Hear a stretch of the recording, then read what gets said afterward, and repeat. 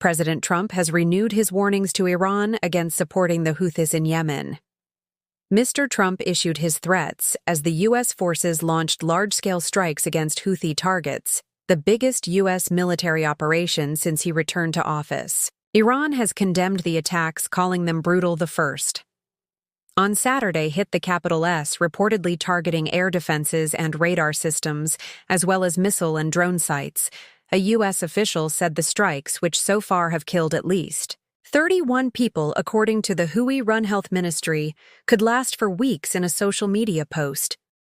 U.S. Central Command said the strikes were intended to, in their words, defend American interests, deter enemies, and restore freedom of navigation now. The Houthis are an Iran-backed armed group in de facto control of most of Yemen, and they started attacking commercial vessels in response to Israel's war in Gaza. Those attacks saw traffic in the Suez Canal fall by 2-3 between 2023 and 2024. They haven't attacked any ships since November, but on Wednesday threatened to resume them in response to Israel's blockades of electricity and aid entering Gaza. Let's speak to Fayaz Jz, who's professor of international relations at the London School of Economics. Thank you for joining us. Your reaction to the events of the last day or so? Well, really qualitative escalation. On the part of the Trump administration, I think Trump has two aims.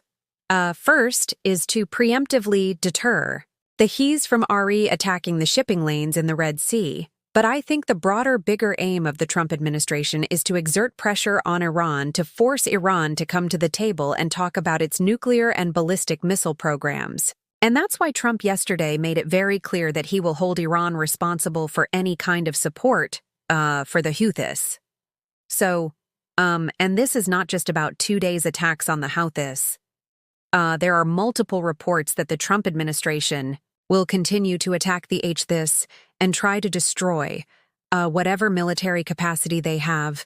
What we know in the past 17 months is that his predecessor, President Biden, carried out multiple attacks multiple times against the Houthis, and it failed to deter the Houthis because it's an asymmetrical warfare. So we have to wait and see whether the new strategy by the Trump administration will be more effective than the Biden's administration strategy.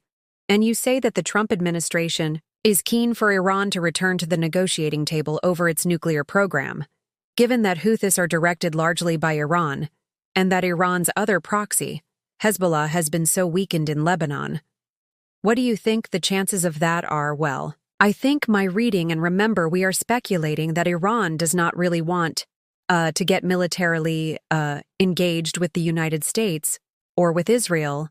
Iran is in a waiting mode.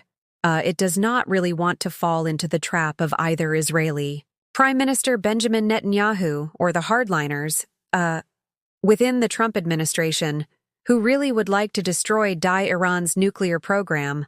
The only problem is its miscalculation. What if, basically, Iran supplies the Houthis were more advanced? With more advanced technologies, and the Houthis have made it very clear they will retaliate, and you're going to see the Houthis retaliating in the next few days when they can target other American ships or ships in the Red Sea. So the situation now, we have to wait and see what will happen in the next few days, but I doubt it very much whether Iran will respond to Trump's threats directly, because Iran is not really prepared at this particular moment to get engaged militarily with either Israel or the United States. The fact that one of the aims of these airstrikes is to improve the conditions for ships going through these routes that are affected by attacks from the Houthis, do you think that will actually make things worse? In the short time that there will be more attacks from the Houthis on these shipping routes? Well, if history is a guide, I think the situation is going to get scarier and riskier and more dangerous. And that's exactly what happened when the Biden administration escalated the attacks against the Houthis. Remember, we're talking about a symmetrical warfare. The Houthis have very little to lose. In fact, both the Biden administration and the Trump administration have raised the profile of the Houthis as because the United States The most powerful nation in the world has taken on the is a very tiny group, in Yemen. But the reality is, without really ending the war in Gaza, because the Houthis have stopped attacking the shipping lanes after the ceasefire in Gaza. Now, with Israel's blockade of Gaza, the Houthis have threatened to attack the shipping lanes, even though they have not done so. What I worry about is that the Trump administration escalating.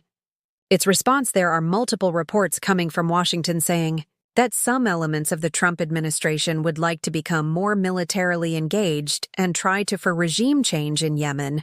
And ironically, the Trump administration basically has come to power to the White House on the premise that he does not really want any military engagements in the world, including in the Middle East. So again, this isn't what we're talking about now. It's a moving target. It's very difficult to really have a clarity because there is so much dust on the battlefield. We are blinded by the dust.